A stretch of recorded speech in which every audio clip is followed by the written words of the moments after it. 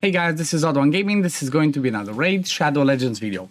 In today's video, I want to show you a fun little team that I have done for Hydra as a takeover for Twizzle. So, massive shout out for Twizzle, first of all, for letting me showcase this team and make a video on it for you guys. And secondly, massive shout out for him for, using my services for a Hydra takeover.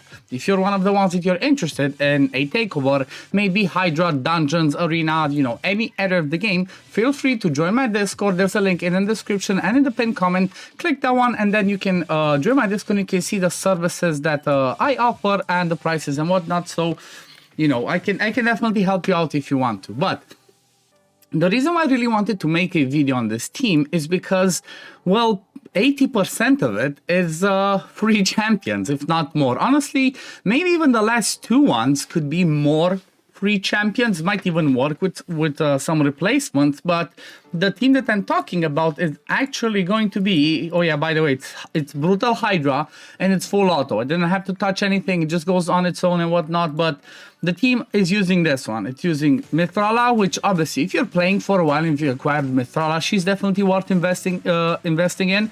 She's amazing because she brings increased defense, increased attack, hex, which is amazing for Hydra. She brings a full cleanse with strengthen and a shield, and she also brings some poisons, plus she brings an amazing aura of 8 in all battles. So this lowers our accuracy requirements by a lot.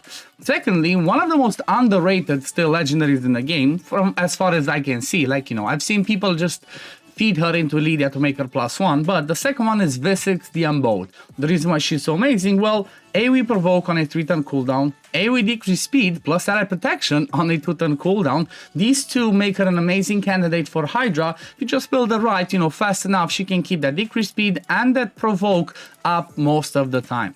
Then the next one that we have is Sun Wukong. Most of us got Sun Wukong for free, or maybe, if you didn't get him for free as a 7-day login, maybe you started and used his code because he's an amazing champion for Arena, for Dungeons, for everything. And the reason why he's so good is because he brings that AoE block buffs that basically cannot weak hit, okay? He places that block buffs, and as long as you have the accuracy and you don't get 3%ed, you will always land that block buffs and you'll always steal the buffs if the enemy has any buffs. So this makes it amazing. Plus, he can do some solid damage on the A2 and on the A1. He's definitely an amazing one. Then the fourth free champion is going to be Lydia, the Death Siren. So if you finish Faction Wars, again, you would 100% invest in her because she brings weaken, decreased defense, AoE increase speed, AoE strengthen. She also can bring you block buffs, poison sensitivity, and then on the A1, she just, A1 simple damage. So that's her. And then the last two are basically a reviver and another DPS. I chose to go with Godseeker and Yuri. She does bring a revive single target. She does bring a passive revive. She also brings some healing and buff extension and heal on the A1. Honestly, I have a feeling that Godseeker could be replaced with an Arbiter, okay? If you don't have your Arbiter straight up built fast, for the sake of Arena, Arbiter could slot into this team, just need to build her tanky so that obviously she doesn't die first and then you're good to go. And then the last one I used Tunisia. She's not fully booked yet. She's missing 1 book here and 2 books over here, but she's amazing because she brings an AoE HP burn. And if they're under 50% turn meter, she also brings an AoE decrease speed. Plus, this one hits really hard. I've seen this one hit on decapitated heads with increased attack, decreased defense, and weaken for like 1.5 million. Okay, this one can hit really hard. But again, Tunisia is now mandatory for the team. You could replace Tunisia, I guess, with an Artak. You could even replace her with a Geomancer that will bring more survivability. So, the last two ones, which are kind of like pulled champions, can be replaced. I'm not going to go through the whole team and show you. I'm just going to show you, actually, let me just show you the presets because these are really important. Mithrala, priority the A2, second priority the A3. V6, first priority the provoke, second priority the decrease speed. Wukong, first priority the A3, second priority the A2. You want to do this especially for Wukong because he chooses not to use his A2 a lot of the time and you're missing on a ton of damage. Okay, again, I've seen him hit this one, decapitated heads, for like 500,000, so he can smack. Then Tunisia, first priority the A2, second priority the A3. Lydia actually turned off her A3 because we have a consistent enough block buffs from Sun Wukong that poison sensitivity doesn't help as much because poison doesn't do a ton of damage and more than half of the heads you cannot place poisons on. So I just removed this one and I just have her using her A2. The reason why I also did this is because Lydia is in a reflex set. I want her to come back to that AoE hit, so we always have increased speed, always have strength, and always have decreased defense and weaken on the targets. And then Godseeker does whatever she wants because she has pretty good AI. Now let me show you the damage that I actually did with this team. So, because like I said, I'm not gonna go through the full run to show you. It might have a little bit of RNG because you know how Hydra is, but this is the damage that I did, 36.08. I did not touch it at all. I did not click any heads when we got devoured, nothing. I just let it roll and it went just fine. And you can see 8 million damage from Mithrala, 4 million from Visix, 7.2 from Wukong, 10 million from Tunisia because obviously she has those burns, she has the massive hit on the A3, but like I said, this could easily be a Geomancer, I think. Then Lydia with 4 million and Godseeker with 1.5. So that's the damages. Now, let's have a quick look at the build. I'm trying to keep this, as short as possible because most people don't like half-an-hour videos of Hydra. I've done that in the past, trying to keep them shorter now. So, when it comes to Mithrala, I have in a Guardian plus speed set because, well, she is pretty tanky naturally, so she's gonna soak up some of the damage with this Guardian set, plus she's gonna heal herself.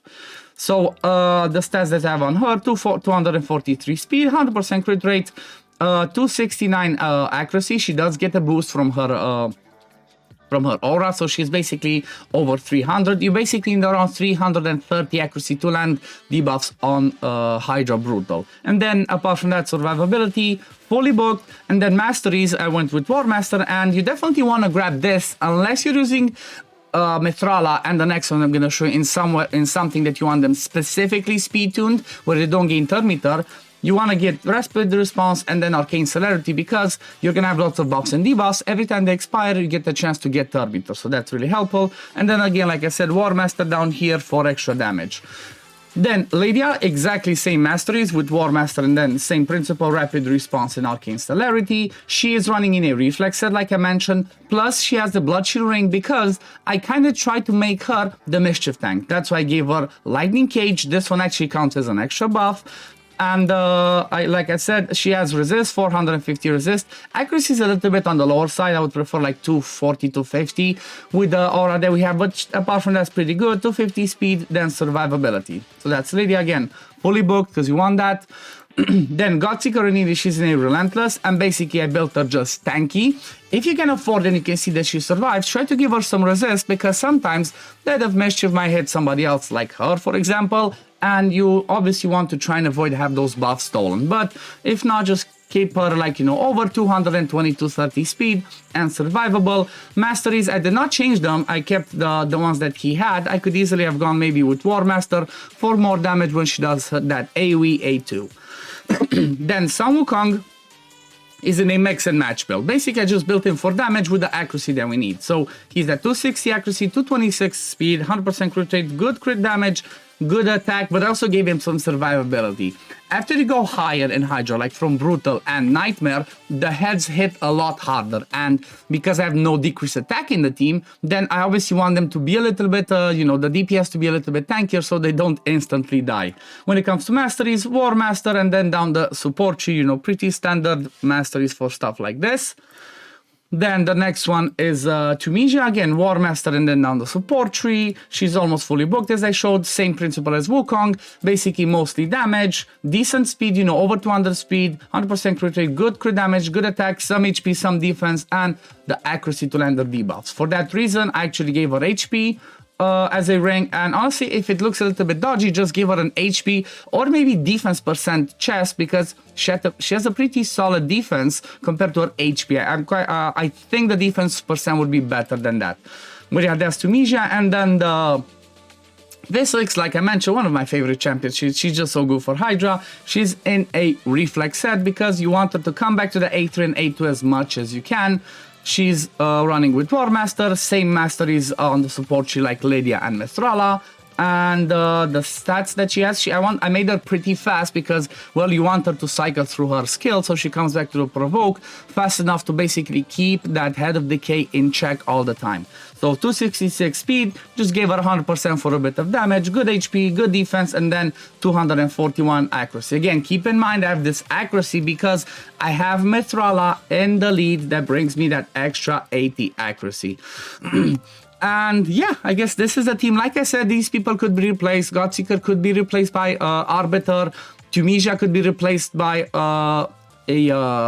what's his name again, Geomancer, or even an Artak, maybe even Drang. Like even Drang I feel could work. He'll also bring some helpful survivability. There's only one thing with this team. This team has only one weakness, and that is the Head of Mischief. We don't have any actual way of dealing with it, so if Mithrala doesn't cleanse, it can be dicey, it can be a little bit RNG. But I'm quite sure with a few tweaks in here, you might be able to squeeze in somebody like a Inquisitor Shamel, or maybe drop Godseeker and Eerie and bring somebody like a Raptor Drath. Obviously play around with what you have and see what's working best for your account. But anyway, we're gonna leave it at this for today, guys. I hope you enjoyed it, and again, keep in mind, if you're ever looking for a takeover, jump in my Discord. I will be happy to help you out.